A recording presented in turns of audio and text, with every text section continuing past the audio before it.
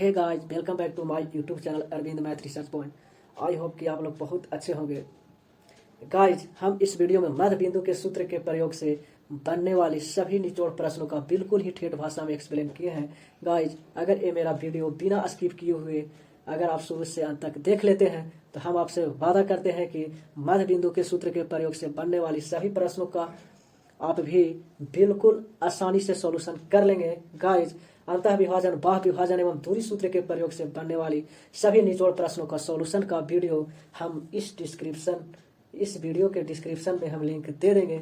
आप वहां से जाकर सभी वीडियो को आप देख लीजिएगा।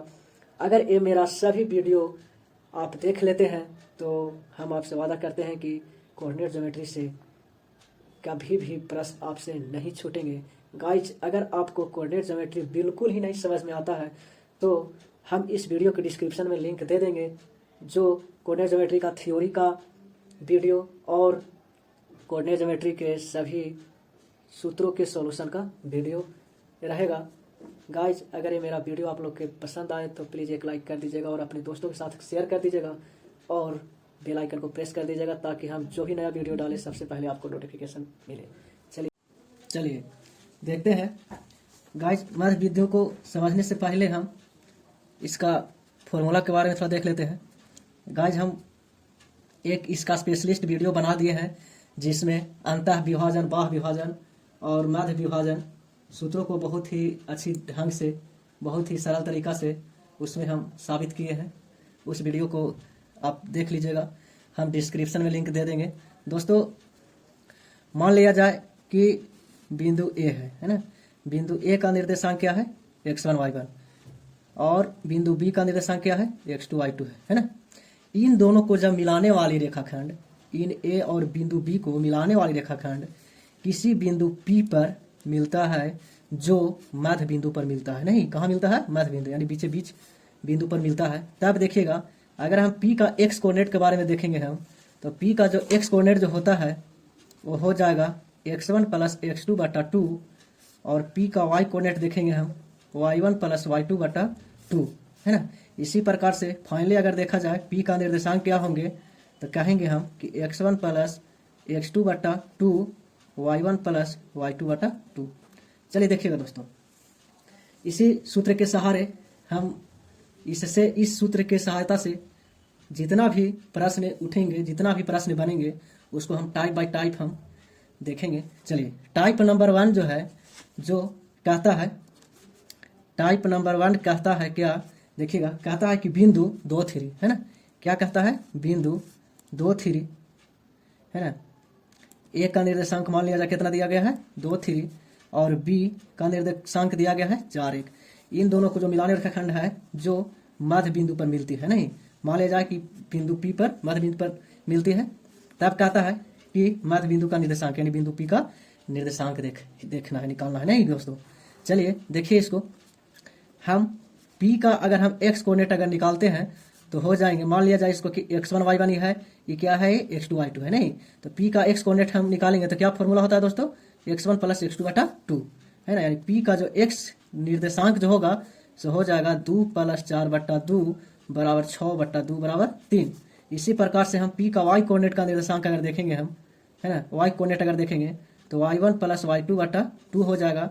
यानी p का y कोऑर्डिनेट का जो मान होगा इसमें जो देखेंगे हम 3 प्लस 1 बटा 2 बराबर 4 बटा 2 बराबर 2। यानी कहने का मतलब है कि जो p का जो फाइनली जो आया निर्देशांक जो आया है ना, इसको हम कहेंगे 3 और 2। यही तो निकालना था। यानी कहने का मतलब है कि बिंदु 2 3 और बिंदु 4 1 को मिलाने वाली रेखाखंड जो है, जो बिंदु p पर है ना, बिंदु p पर मध्य बिंदु पर मिलती है, तो मध्य बिंदु का निर्देशांक यानी बिंदु p का निर्देशांक जो हो जाएगा वो 3 और 2 होगा, है ना दोस्तों। चलिए, अब आगे आते हैं टाइप 2 की ओर, है ना। टाइप 2 की ओर आते हैं। नहीं, टाइप 2 कहता है कि बिंदु, देखिएगा दोस्तों, अब के प्रश्न ही उलट दिया। कहता है कि बिंदु ए का निर्देशांक है कितना? 5 2 और बिंदु बी का जो निर्देशांक है जो x y है को मिलाने वाली रेखाखंड मध्य बिंदु p पर, यानी मध्य बिंदु p है, p पर 4 और 6 पर मिलती है। तो कहता है कि बिंदु बी का निर्देशांक ज्ञात करें। देखिएगा दोस्तों, बहुत ही आसान है ना। देखिएगा तो हम कह सकते हैं कि P का जो x कोऑर्डिनेट है यानी मध्य बिंदु है ना, क्या दिया गया है, कहता है A और B जो है, A और B का जो मध्य बिंदु कौन है, P। तो P का जो x कोऑर्डिनेट होगा कितना होगा दोस्तों, 4। लेकिन हम फार्मूला की सहायता से P का यदि हम x कोऑर्डिनेट निकालेंगे तो x1 प्लस x2 बटा 2 हो जाएगा। इसको आप मान लीजिए x1 y1, इसको मान लीजिए आप x2 y2, है ना दोस्तों। अब देखा जाए यहाँ पर P का x कोऑर्डिनेट कितना है दोस्तों, तो 4 है, तो यहाँ पर 4 लिख देंगे। x1 के जगह पर कितना है दोस्तों, 5 है ना। x2 के जगह पर कितना है दोस्तों, x बटा 2, तिरिया गुना कर देंगे, 4 दूनी 8 बराबर 5 प्लस x। जो x का जो वैल्यू आया वो हो गया 8 में से 5 गया तो बच गया 3, है ना। इसी प्रकार से अगर हम देखा जाए, हम P का y कोऑर्डिनेट कितना है, तो P का y कोऑर्डिनेट 6 है। अगर हम P का अगर x कोऑर्डिनेट का फॉर्मूला लिखेंगे तो हो जाएगा P का अगर y कोऑर्डिनेट का फॉर्मूला लिखेंगे तो y1 प्लस y2 बटा 2 हो जाएगा। P का y कोऑर्डिनेट कितना है, तो 6 है ना। y1 के जगह पर कितना है, तो 2 है। y2 के जगह पर कितना है, तो y है, और बट्टा में 2, तिरिया गुना 6 दूनी 12 बराबर 2 प्लस y, यानी y का जो वैल्यू आ जाएगा वो 10 हो जाएगा। यानी कह सकते हैं कि B का जो निर्देशांक जो होगा वो 3 और 10 होगा। यही तो याद करना था दोस्तों। चलिए आगे अब आते हैं टाइप थर्ड की ओर, है ना। क्या दोस्तों, टाइप थर्ड की ओर आते हैं। टाइप थर्ड कहता है कि बिंदु 3, 4 तथा, देखिएगा दोस्तों बहुत ही अच्छा प्रश्न है ये भी। कहता है कि बिंदु, है ना, यानी A का निर्देशांक कितना है, मान लेते हैं 3 और 4, और बिंदु B का निर्देशांक दिया गया है जो है K और 7 है, को मिलाने वाली रेखाखंड मध्य बिंदु P पर, मान लीजिए कि मध्य बिंदु P है, यहाँ पर है ना। मान लेते हैं कितना पर मिलती है मध्य बिंदु, x और y पर मिलती है ना। चलिए देखिए दोस्तों, अगर हम इसको P का फाइनली अगर कोऑर्डिनेट अगर हम निकाल लेंगे तो यहाँ पर P का जो x कोऑर्डिनेट जो हो जाएगा वो हो जाएगा कितना, इसको मान लीजिए x1 y1 और इसको मान लेते हैं x2 y2, है ना। तो P का x कोऑर्डिनेट का सूत्र क्या होता है दोस्तों, x1 प्लस x2 बटा 2। इसी प्रकार P का जो x कोऑर्डिनेट हो जाएगा, x निर्देशांक हो जाएगा जो 3 प्लस k बटा 2 हो जाएगा, है ना। अब इसी प्रकार से P का हम अगर y कोऑर्डिनेट देखते हैं तो फॉर्मूला क्या होता है, y1 प्लस y2 बटा 2, है ना दोस्तों। अब इसको देखिएगा, अब हो जाएंगे यहाँ पर P का जो y कोऑर्डिनेट होगा जो y1 प्लस y2 यानी 4 प्लस 7 बटा 2 हो जाएगा, है ना। P का जो y कोऑर्डिनेट होगा जो 7 4 11 बटा 2 हो जाएगा। यानी हम कह सकते हैं कि P का जो निर्देशांक होगा, फाइनली निर्देशांक x का वैल्यू कितना, 3 प्लस k बटा 2 और कॉमा 11 बटा 2, है ना। अब आगे देखिए क्या कहता है, कहता है कि बिंदु 3, 4 तथा 7 के को मिलाने वाली रेखाखंड मध्य बिंदु x, y पर y है, मध्य बिंदु कितना है, x और y है, तो 2x प्लस 2y, देखिए दोस्तों एक इक्वेशन दिया गया है, यानी 2x प्लस 2y प्लस 1 बराबर 0। तो कहता है तब के का मान ज्ञात करें। देखिएगा दोस्तों यहाँ पर क्या करते हैं, 2x प्लस 2y बराबर 1 को बराबर ऊपर ले जाते हैं तो -1 हो जाएगा। यानी तो कहता है कि के का मान ज्ञात करें।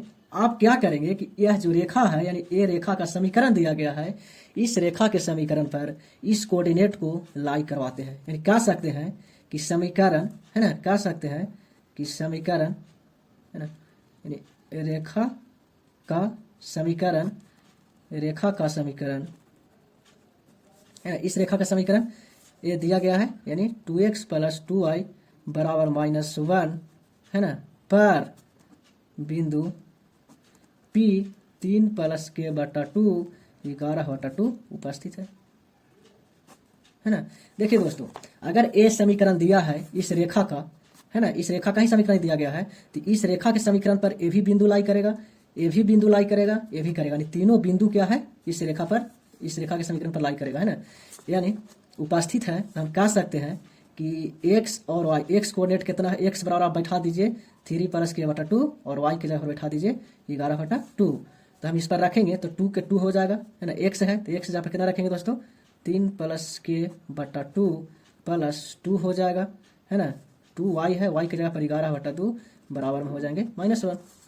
अब इसको सॉल्व करेंगे तो ए से खत्म हो गया, 3 प्लस k हो गया प्लस 8, 2 से 2 खत्म हो गया, 11 बराबर -1 हो गया, सॉरी -1 है।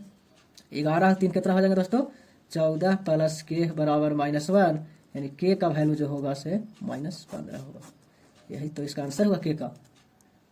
चलिए हम आगे बढ़ते हैं टाइप थर्ड की ओर, फोर्थ की ओर, सॉरी, टाइप फोर्थ की ओर।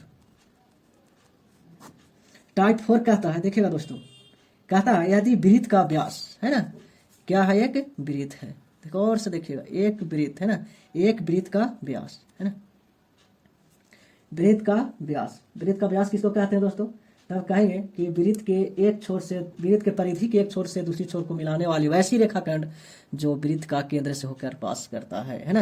यानी वृत्त का जो व्यास होता है जो त्रिज्या का दुगना होता है, यानी हम कहेंगे d बराबर 2r या r बराबर d/2 है ना। यानी हम ये भी कह सकते हैं, एक छोर यहाँ है, एक छोर यहाँ है ना। हम ये कह सकते हैं कि बिंदु A और B का जो मध्य बिंदु जो होगा, जो C होगा, है ना। मान लेते हैं इसको बिंदु P ही मान लेते हैं, मध्य बिंदु P है ना। ये व्यास है, क्या है, वृत्त का व्यास है, वृत्त का व्यास है। यानी वृत्त का व्यास का मतलब कि यहाँ से यहाँ तक त्रिज्या है, यहाँ से यहाँ त्रिज्या है। कह सकते हैं कि बिंदु A और B को मिलाने वाली जो है व्यास, जो बिंदु P पर मध्य बिंदु पर उपस्थित है, केंद्र कहाँ है, मध्य बिंदु पर। अब देखिएगा दोस्तों, कहता है ना, वृत्त का व्यास एक सिरा का जो दिया है, यानी कोऑर्डिनेट, यानी कहने का मतलब है कि 2 और 3 दिया गया है, तथा केंद्र का निर्देशांक दिया गया है। देखिए केंद्र का यानी -2 और 5 दिया गया है, तो इसको ज्ञात करना कहता है ना। तो इसको मान लिया जाए, है ना, x और y है ना। तो हम कहता है कि दूसरा सिरा का निर्देशांक ज्ञात करने के लिए, नहीं, यानी सिरा b का निर्देशांक ज्ञात करने के लिए। देखिएगा दोस्तों, यहाँ पर देखा जाए तो हम यहाँ पर कह सकते हैं कि बिंदु P AB के मध्य बिंदु है, मध्य बिंदु है। तो यहाँ पर मध्य बिंदु का फॉर्मूला ही लगाएंगे, यानी कह सकते हैं कि P का जो x कोऑर्डिनेट है जो -2 के बराबर है ना दोस्तों।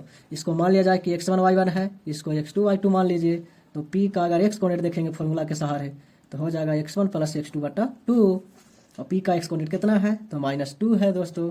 x1 के जगह पर कितना है, तो 2 है ना, प्लस x2 के जगह पर कितना है, तो यहाँ पर x है और बटा 2, त्रिज्या गुना कर दीजिए, 2 दूनी के 4 बराबर 2 + x, यानी x का जो वैल्यू आया वो आ गया 4 और 2 -6। हम इसी प्रकार से हम आते हैं P का अगर y कोऑर्डिनेट देखा जाए तो 5 है ना। P का y कोऑर्डिनेट कितना है दोस्तों, 5 है।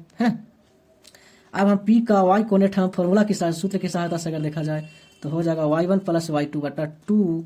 अब P का y कोऑर्डिनेट कितना है, 5 है, तो 5 यहाँ पर रख सकते हैं, है ना। y1 के जगह पर कितना है दोस्तों, तो 3 है।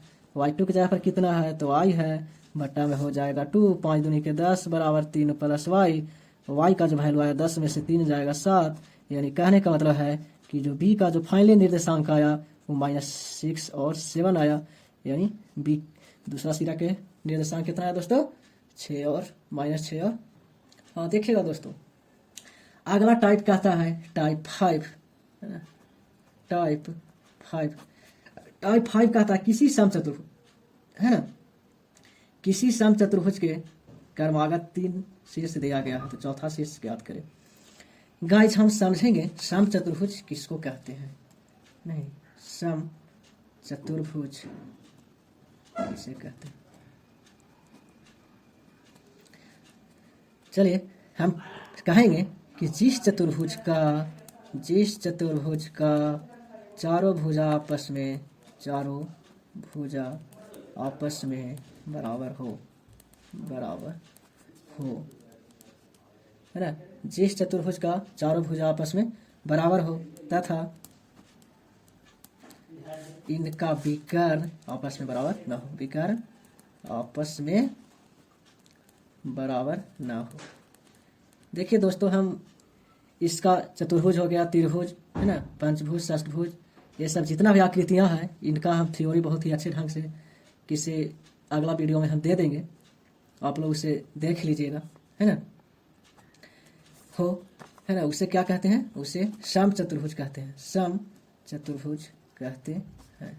समझिएगा दोस्तों, यानी समचतुर्भुज का जो निर्माण होता है वो एक वर्ग को टेढ़ी मेढ़ी हो जाने के कारण हो जाता है। नहीं, ये मान लिया जाए कि एक वर्ग था, यह एक वर्ग था, है ना, और यही वर्ग क्या हो गया, टेढ़ी मेढ़ी।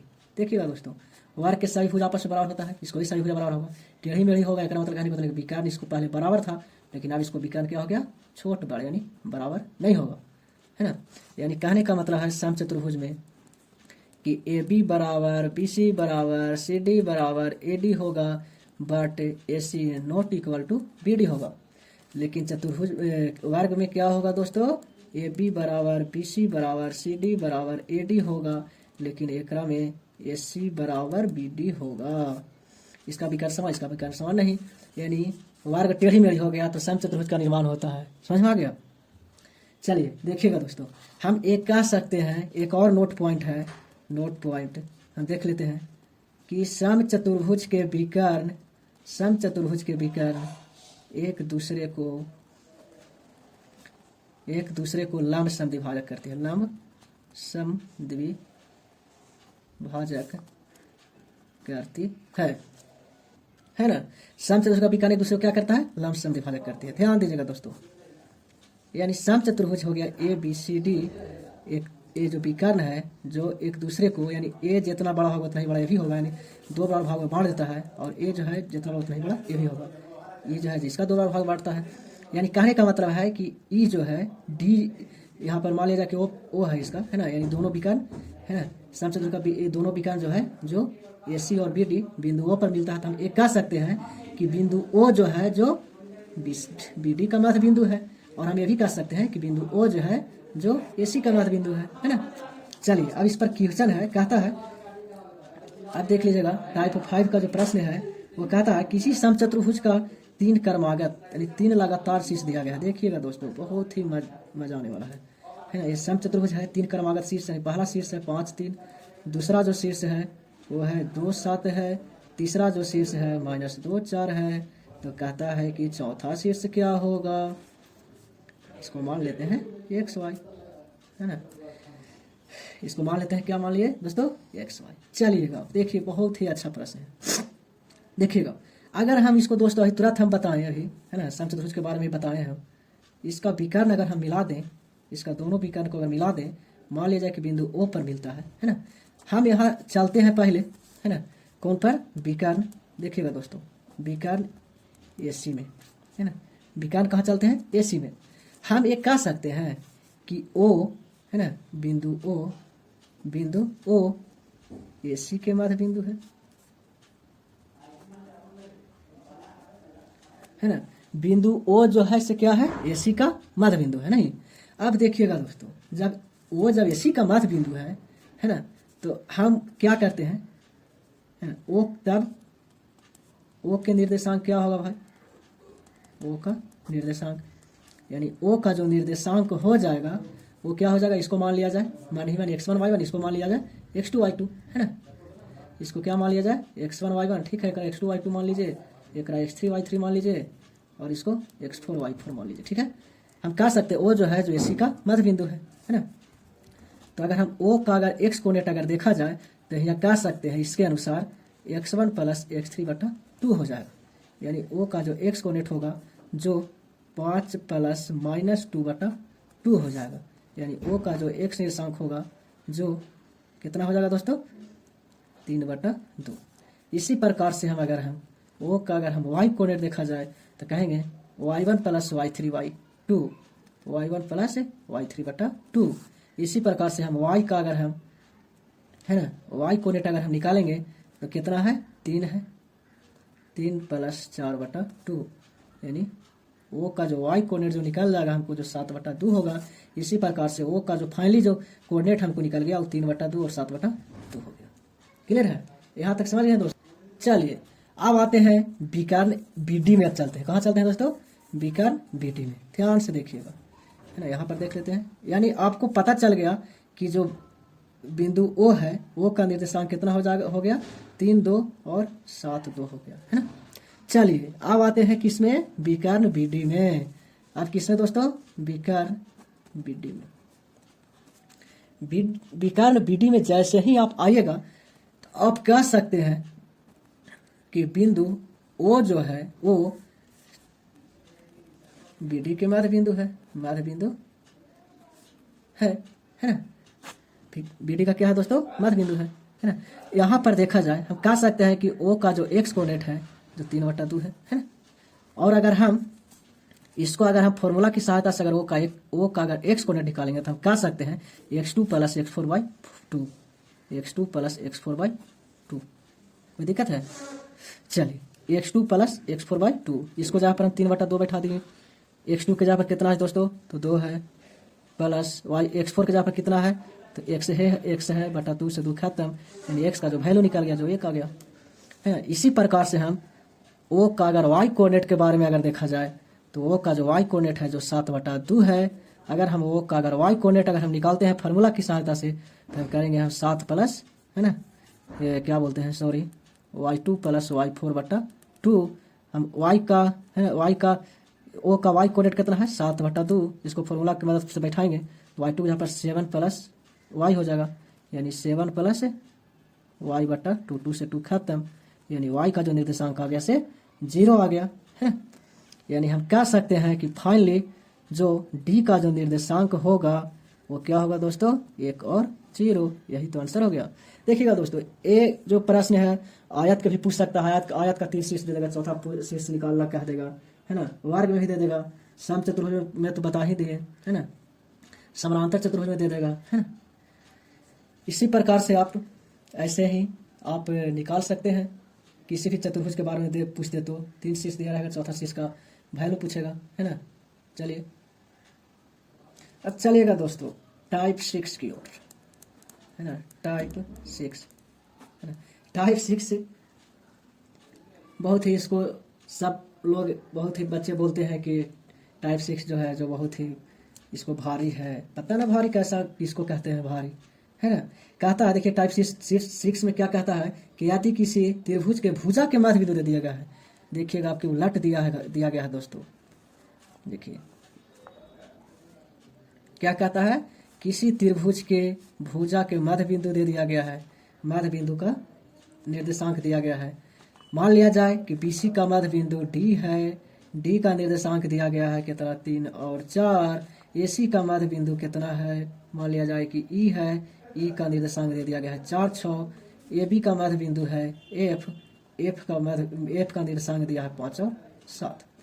तो कहता है कि ए बी सी का निर्देशांक ज्ञात करें, यानी इसको मान लिया जाए कि x1 y1 है, बी का x2 y2 है, सी का निर्देशांक x3 y3 है ना। यहाँ पर मान लीजिए, माना कि, है ना, डी बी सी के मध्य बिंदु है ना, मध्य बिंदु है।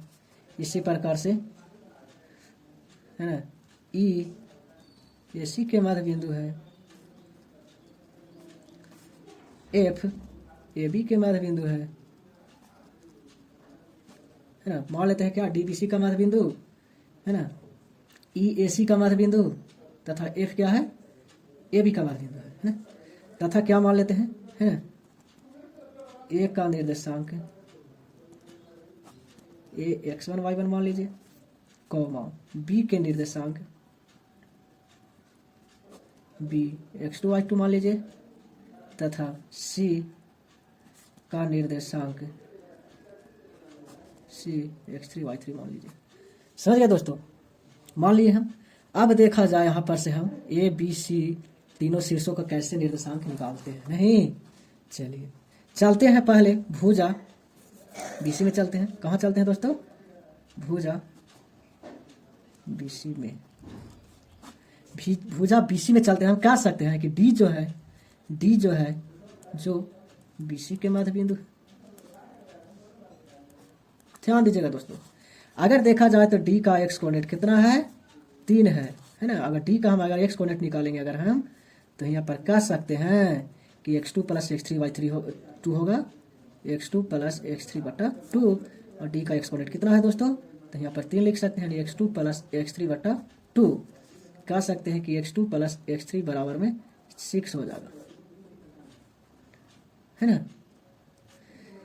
चलिए एक समीकरण नंबर आप 1 कह दीजिए। क्लियर है? अब इसी प्रकार से हम डी का अगर हम y कोऑर्डिनेट लेते हैं तो 4 हो जाएगा। फॉर्मूला के सहारे डी का अगर y कोऑर्डिनेट लिखेंगे हम तो y2 प्लस y3 हो जाएगा, y2 प्लस y3/2 हो जाएगा। यहाँ पर बैठा दीजिए 4, y2 प्लस y3/2 गुना कर दीजिए, यानी y2 प्लस y3 बराबर 4 दूनी के 8। एक इक्वेशन नंबर 2 कह दीजिए, है ना दोस्तों। अब हम इसी प्रकार से चलते हैं भुजा, है ना, AC में, है ना, भुजा AC में चलिएगा तो आप एक कह सकते हैं कि E AC का मध्य बिंदु है, है ना। जब मध्य बिंदु है दोस्तों, ये क्या है, E जो है जो AC का जब मध्य बिंदु है तो यहाँ पर आप देखिएगा, आप कह सकते हैं कि E का जो x कोऑर्डिनेट है जो 4 है, E का जो x कोऑर्डिनेट कितना है दोस्तों, 4 है। E का x कोऑर्डिनेट कितना है, 4। लेकिन हम फॉर्मूला की सहायता से निकालेंगे E का x कोऑर्डिनेट तो x1 प्लस x3 हो जाएगा। यानी E का अगर x कोऑर्डिनेट फॉर्मूला की सहायता से लिखेंगे x1 प्लस x3 बट्टा 2 हो जाएगा। यहाँ पे इसको जगह पर 4 बैठा दीजिए, 4 बराबर में x1 प्लस x3 बट्टा 2, 4 दूनी 8, यानी x1 प्लस x3 बराबर कितना हो जाएगा दोस्तों, 8। एक इक्वेशन नंबर आप 3 कह दीजिए, है ना। चलिए आगे हम बढ़ते हैं इसी में, है ना। E का अगर y कोऑर्डिनेट देखा जाए तो कितना है दोस्तों, 6, यानी E का जो y कोऑर्डिनेट है जो 6। लेकिन फॉर्मूला की सहायता से अगर देखा जाए तो E का y कोऑर्डिनेट क्या हो जाएगा, y1 प्लस y3, है ना। अगर E का y कोऑर्डिनेट अगर निकालेंगे तो क्या लिख सकते हैं दोस्तों, y1 प्लस y3 बट्टा 2, क्या हो जाएगा, y1 प्लस y3 बट्टा 2। इसको जगह पर बैठा दीजिए 6, E का y कोऑर्डिनेट कितना था, 6, है ना, यानी y1 प्लस y3 बट्टा 2 हो जाएगा। गुना कर दीजिए, 2 12, y1 प्लस y3, यानी y1 प्लस y3 का जो वैल्यू आ गया वो 12 आ गया। एक तरह कह दीजिए कि तू बेटा समीकरण नंबर 4 है ना। इसी प्रकार से हम चलते हैं आपकी भुजा किस में, AB में, है ना। चलेंगे आपकी भुजा AB में, है ना। भुजा किस में चलेंगे दोस्तों, AB में चलेंगे। तो हम कह सकते हैं कि F जो है जो AB का मध्य बिंदु है, हम यहाँ कह सकते हैं बिंदु F AB के मध्य बिंदु है, देखिएगा दोस्तों बहुत ही मजा आने वाला है। अगर F का x कोऑर्डिनेट देखा जाए तो कितना है, 5 है। तो यहाँ पर कहेंगे हम कि F का x कोऑर्डिनेट जो है जो 5 के बराबर है ना। लेकिन फार्मूला की सहायता से देखा जाए तो क्या लिख सकते हैं, x1 प्लस x2, है ना। क्या लिख सकते हैं दोस्तों, F का x coordinate x1 plus x2 बट्टा 2, यहाँ पे जहाँ पर 5 बैठा दीजिए, यानी x1 प्लस x2 बट्टा 2 हो जाएगा। गुना कर दीजिए, यानी हम कह सकते हैं कि x1 प्लस x2 बराबर जो वैल्यू आया जो 10 के बराबर आया, यानी इसको इक्वेशन नंबर नाम दे दीजिए, इसको कितना, 5। इसी प्रकार से देखा जाए तो F का जो y कोऑर्डिनेट है जो 7 के बराबर है ना। F का जो y कोऑर्डिनेट है कितना है, 7 के बराबर है, यानी F का y कोऑर्डिनेट जो है जो 7 के बराबर है। लेकिन हम इसको फार्मूला की मदद से अगर हम देखेंगे अगर हम तो क्या हो जाएगा दोस्तों, फार्मूला की मदद से F का y coordinate y1 plus y2 हो जाएगा, यानी F का जो y कोऑर्डिनेट जो हो जाएगा जो y1 प्लस y2 के बराबर हो जाएगा।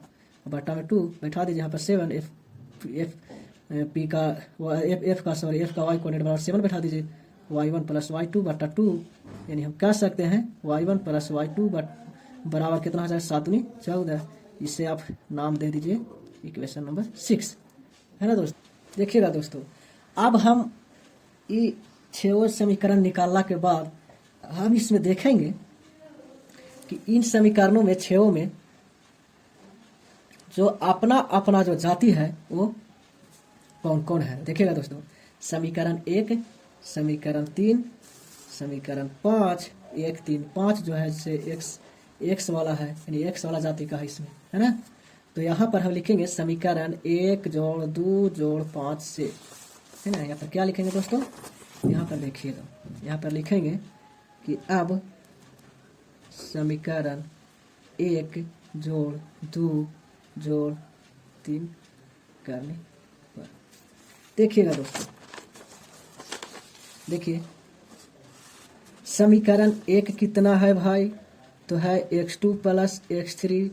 समीकरण 3 कितना है, तो x1 प्लस x3 है ना। समीकरण 5 कितना है, तो x1 प्लस x2 है, x1 प्लस x2 है, बराबर में LHS को LHS के साथ जुटेगा, RHS को RHS के साथ। चल देखिएगा दोस्तों, बराबर कितना है, 6 प्लस 8 प्लस 10। चलिए इसको सॉल्यूशन करिए, है ना।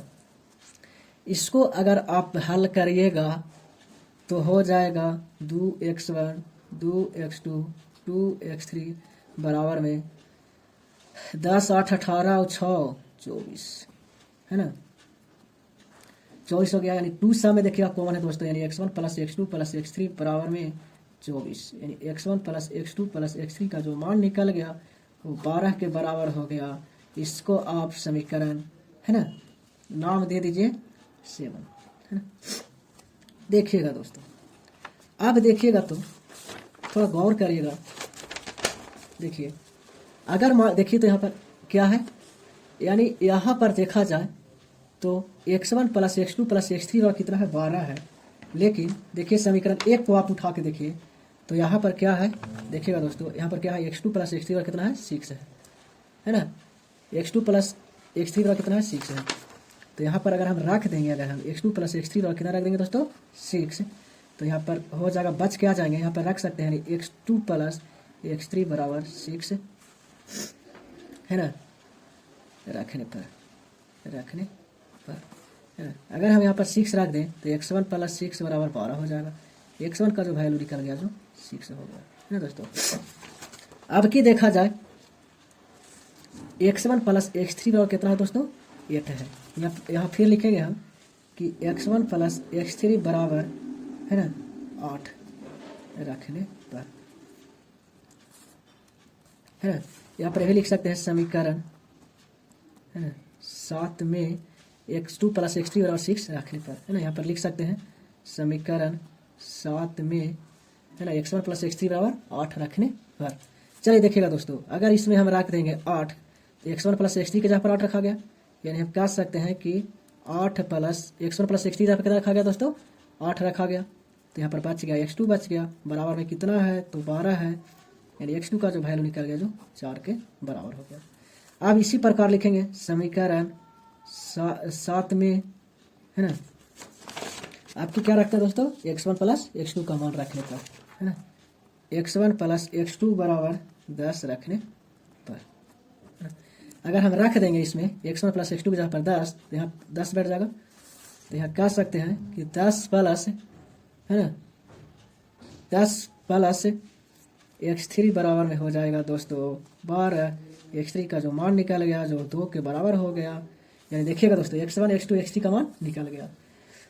अब इसी प्रकार से y में हमको काम करना होगा, है ना। यहाँ फिर लिखिए उसी प्रकार से, लिखिए कि समीकरण, देखिएगा दोस्तों यहाँ पर क्या करते हैं, y जाति वाला सबको एक साथ जोड़ देते हैं, नहीं, यानी 2 4 6 को लिखेंगे समीकरण 2 जोड़ समीकरण 4 जोड़ समीकरण 6 करने पर, समीकरण 2 जोड़ समीकरण 4 जोड़ समीकरण 6 करने पर। जैसे ही दोस्तों इसको आप जोड़िएगा तो आपको मिल जाएगा y2 plus y3 y1 plus, है ना, y3 और फिर y1 प्लस y2 बराबर में देखिए 8 प्लस 12 प्लस 14, 8 प्लस 12 प्लस 14, यानी यहाँ पर मिल जाएगा दोस्तों 2 गो y1 मिल जाएगा, 2 गो y2 मिल जाएगा, 2 गो y3 मिल जाएगा, है ना। 12 8 20, 20 10 30 34 हो जाएगा, है ना। 8 12 14 को जोड़ेंगे तो हो जाएगा कितना, 4 8 34 हो जाएगा, नहीं। अब देखिएगा दोस्तों 2 सब में कॉमन है तो y1 plus y2 plus y3 बराबर 34, y1 plus y2 plus y3 का जो वैल्यू निकल जाएगा 17 के बराबर हो जाएगा।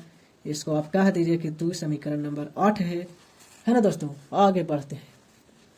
अब यहाँ पर देखिएगा दोस्तों y2 प्लस y3 और कितना है दोस्तों 8, तो यहाँ पर लिखेंगे हम, है ना, समीकरण 8 में y2 प्लस y3 बराबर 8 रखने पर, है ना, put the value of y2 plus y3 equal to 8 in equation 8, यानी समीकरण 8 में y2 प्लस y3 का मान जब रख देंगे हम तो देखिएगा यहाँ रखा गया 8, यानी y1 प्लस 8 बराबर 17, y1 का जो वैल्यू निकल गया दोस्तों वो 9 के बराबर हो गया। ठीक है, चलिए हमको y1 का वैल्यू निकल गया दोस्तों। इसी प्रकार से हम इसी प्रकार से आपके दूसरा मान रखते हैं, यानी y1 प्लस y3 बराबर 12 रखते हैं। तो यहाँ हम लिख देंगे, क्या लिखेंगे, समीकरण 8 में, है ना, y1 प्लस y3 बराबर 12 रखने पर, जैसे ही रखते हैं y1 प्लस y3 का मान वैसे ही बच जाएगा y2 प्लस, है ना, क्या बच जाएगा दोस्तों, y1 प्लस y3 जब 12 रखेंगे तो ये बच जाएगा 12 प्लस y2 प्लस 12, यानी ये दोनों यहाँ पर 12 रखा गया, y2 बच गया, बराबर में हो गया 17, y2 बराबर हो गया 5। अब इसी प्रकार से दोस्तों y1 प्लस y2 बराबर 14 रख देंगे, है ना। लिखेंगे अब हम समीकरण 8 में y1 प्लस y2 बराबर 14 रखने पर, जैसे ही हम 14 रख देंगे हम y1 प्लस y2 की जगह पर, तो 14 प्लस y3 बराबर 17 हो जाएगा, यानी 14 प्लस y3 बराबर 17, यानी y3 का जो वैल्यू आएगा वो 3। अब देखिए दोस्तों, अब आप मान लिए थे कि ए का जो निर्देशांक है जो x1 y1 है ना, तो ए का जो फाइनली आएगा जो वैल्यू क्या हो जाएगा x1 y1, है ना। एक शीर्ष ए का निर्देशांक क्या हो जाएगा, तो 6 और 9 हो जाएगा ना, है ना। इसी प्रकार से शीर्ष बी का निर्देशांक आप x2 y2 माने थे, हमारा वैल्यू जब इसमें पुट करेंगे तो x2 की जगह पर 4, y2 की जगह पर 5, यानी बी का निर्देशांक जो हो जाएगा 4 और 5 हो जाएगा। इसी प्रकार से सी का निर्देशांक आप माने थे x3 y3, है ना, x3 y3 माने थे। अब सी का जो आप वैल्यू इसमें पुट करेंगे तो सी का वैल्यू x3 y3 है, तो x3 की जगह पर बैठा देंगे 2, y3 की जगह पर बैठा देंगे 3, यही तो तीनों शीर्ष का वैल्यू निकल गया, है ना दोस्तों। चलिए अब हम आगे बढ़ते हैं। सबसे पहले हम माध्यिका के बारे में समझते हैं दोस्तों कि माध्यिका होता है क्या भाई, क्या चीज के बारे में, माध्यिका, माध्यिका क्या होता है, माध्यिका क्या होता है, तो हम बोलेंगे है ना, किसी त्रिभुज के किसी शीर्ष के उसके सामने के भुजा को मध्य बिंदु को मिलाने वाली रेखाखंड माध्यिका कहलाता है। क्या बोलेंगे दोस्तों, किसी त्रिभुज के किसी शीर्ष से उसके सामने वाले भुजा के मध्य बिंदु के मिलाने वाली रेखाखंड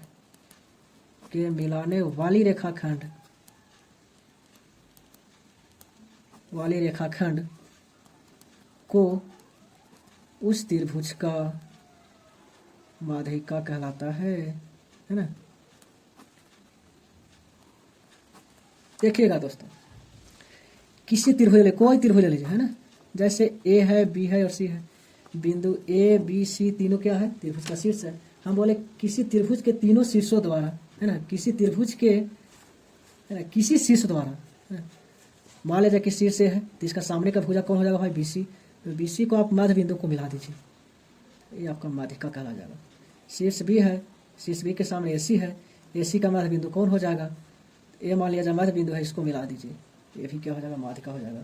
शीर्ष सी है, शीर्ष सी का सामने का भुजा कौन हो जाएगा, ए बी को आप मिला दीजिए, है ना, क्या कहलाएगा, माध्यिका। यानी हम कह सकते हैं कि ये भी माध्यिका, ये भी माध्यिका, ये भी माध्यिका। माध्यिका के लिए इसमें मीडियन बोलते हैं, नहीं, क्या कहलाएगा दोस्तों, माध्यिका। क्लियर है, आप तो समझ में आ गया होगा माध्यिका के बारे में। अब एक माध्यिका को हम इसलिए बताएं क्योंकि माध्यिका से एक प्रश्न लिए हैं जो 7 पॉइंट का है ना, टाइप नंबर 7 है। चलिए आगे बढ़ते हैं टाइप नंबर 7 की ओर। टाइप नंबर 7 कहता है कि किसी त्रिभुज के तीनों शीर्षों का निर्देशांक, ध्यान से देखिएगा दोस्तों, बहुत ही अच्छा प्रश्न है ना। ए हो गया, है, बी हो गया और सी हो गया। शीर्ष ए का निर्देशांक जो है से 2 4 हो गया, बी जो है जो 6 4 हो गया, और सी जो है जो 2 0 हो गया, है ना। ए का निर्देशांक 2 4, बी का निर्देशांक 6 4, सी का निर्देशांक 2 0। तो कहता है कि इनका माध्यिका का लंबाई ज्ञात करें, है ना दोस्तों। माध्यिका का लंबाई यानी अभी जस्ट बताएं माध्यिका किसको कहते हैं, तो किसी त्रिभुज के किसी शीर्ष के सामने, किसी त्रिभुज के किसी शीर्ष के उसके सामने के शीर्ष को मिलाने वाली रेखाखंड, है ना, को माध्यिका कहते हैं। माध्यिका किसको कहते हैं दोस्तों, किसी त्रिभुज के किसी शीर्ष से उसके सामने वाले भुजा के मध्य बिंदु को मिलाने वाली रेखाखंड उस त्रिभुज का माध्यिका कहलाता है। यानी शीर्ष ए था, ए का सामने भुजा बीसी है, बीसी का मध्य बिंदु ले लीजिएगा, उसको मिला दीजिए, माध्यिका कहलाएगा। शीर्ष बी है, बी का सामने का भुजा कौन है, एसी है, एसी को आप एसी है, एसी का मध्य बिंदु मान लिया जाए, यहाँ पर ये डी था, यहाँ ई था, है ना, बी ई को मिला दीजिए, माध्यिका कहला जाएगा। शीर्ष सी के सामने का भुजा ए बी है, ए बी का मान लिया जाए कि मध्य बिंदु एफ है, आप FC को मिला दीजिए, सब क्या कहलाएगा, माध्यिका कहला जाएगा। देखिएगा दोस्तों, मान लिया जाए कि BC का मध्य बिंदु D है, तो आपको AD क्या कहला जाएगा, माध्यिका कहला जाएगा। समझ में आ गया?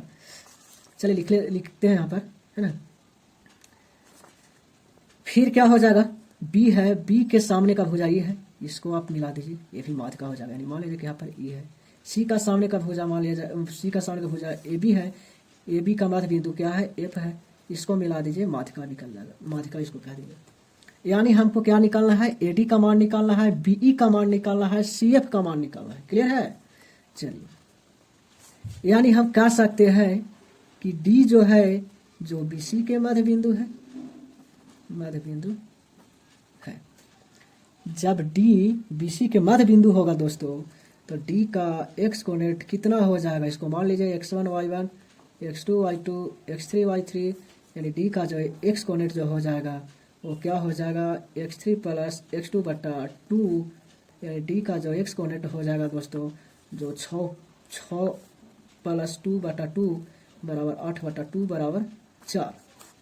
इसी प्रकार से D का अगर y कोऑर्डिनेट अगर देखा जाए, है ना, तो y3 प्लस y2 बटा 2 हो जाएगा। y3 की जगह कितना है दोस्तों, 4 प्लस 0 बटा 2 बराबर 2 हो जाएगा, है ना। अब इसी प्रकार से हम कह सकते हैं कि D का जो फाइनली जो कोऑर्डिनेट जो हो जाएगा वो 4 और 2 हो जाएगा, 4 और 2 हो जाएगा। क्लियर है दोस्तों? अब इसी प्रकार हम कह सकते हैं कि E जो है, जो AC के मध्य बिंदु है, AC के मध्य बिंदु है, जब माध्यिका है ना, ये माध्यिका है तो मध्य बिंदु पर ही ना मिलती है आके माध्यिका। नहीं तुरंत बताएं, यहाँ पर थ्योरी बताएं, है ना। देखिएगा, E जो है, जो AC का मध्य बिंदु है होगा, तो यहाँ पर अगर देखा जाए तो हम E का जो x कोऑर्डिनेट निकालेंगे, जो x1 प्लस x2 बटा 2 हो जाएगा। क्लियर है दोस्तों? चलिए, अगर E का हम अगर x कोऑर्डिनेट लेंगे तो x1 जहाँ पर कितना है 2, x2 जहाँ पर कितना है बटा 2 बराबर 4 बटा 2 बराबर 2 हो जाएगा। इसी प्रकार से हम E का अगर हम y कोऑर्डिनेट अगर देखते हैं तो y1 प्लस y2 बटा 2 हो जाएगा। y1 जहाँ कितना है दोस्तों, तो E का जो y कोऑर्डिनेट जो हो जाएगा वो 4 प्लस 0 बटा 2 बराबर 4 बटा 2 बराबर 2 हो जाएगा। यानी हम कह सकते हैं कि E का जो फाइनली जो कोऑर्डिनेट होगा वो 2 और 2 हो गया, है ना दोस्तों। अब इसी प्रकार से देखिएगा दोस्तों, E का जो निर्देशांक निकल गया कितना हो गया, 2 और 2। अब इसी प्रकार से हम, है ना, कह सकते हैं कि F जो है जो AB का मध्य बिंदु है, कह सकते हैं F बिंदु F AB के मध्य बिंदु है, AB के मध्य बिंदु होगा, है ना। चलिए देखिए गौर से, F का x कोऑर्डिनेट क्या हो जाएगा दोस्तों, F का x कोऑर्डिनेट अगर देखा जाए तो हम यहाँ कह सकते हैं कि x1 प्लस x3 बटा 2।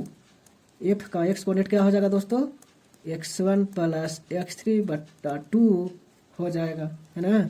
F का x कोऑर्डिनेट 2 प्लस 6 बटा 2, यानी F का x कोऑर्डिनेट जो हो जाएगा वो 2 प्लस 6 बटा 2 बराबर 6 2 8 4 हो जाएगा।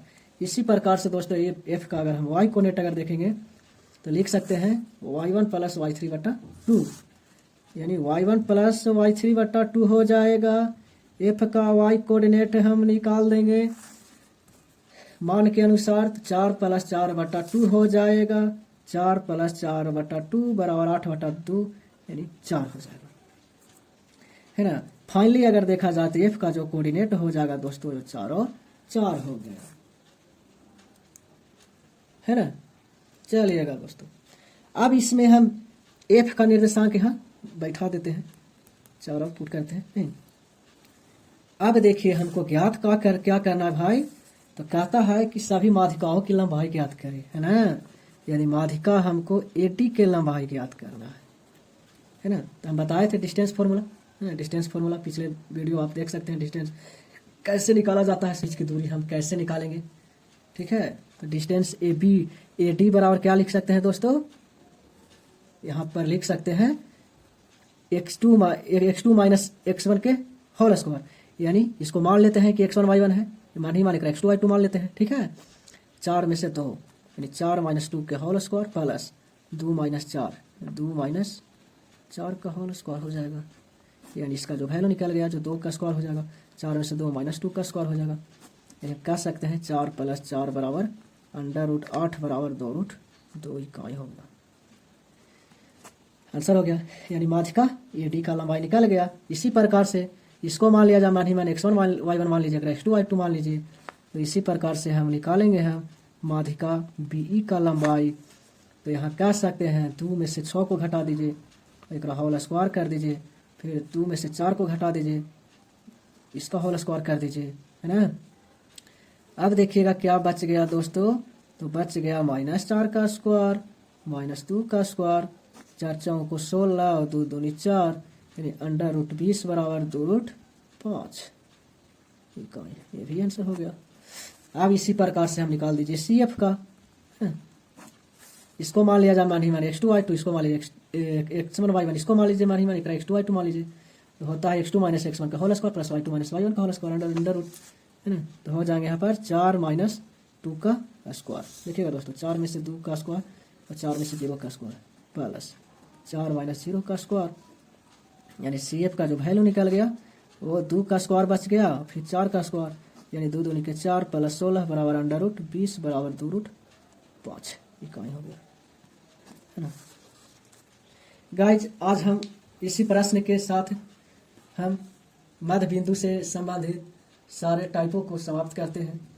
गाइज ये अगर मेरा वीडियो आप लोग के बहुत ही अच्छा लगा होगा तो एक लाइक कर दीजिएगा और अपने दोस्तों के साथ शेयर कर दीजिएगा और बेल आइकन को प्रेस कर दीजिएगा दोस्तों, ताकि हम जो भी वीडियो डालें आप लोग से संबंधित सबसे पहले आपको पास नोटिफिकेशन जाए।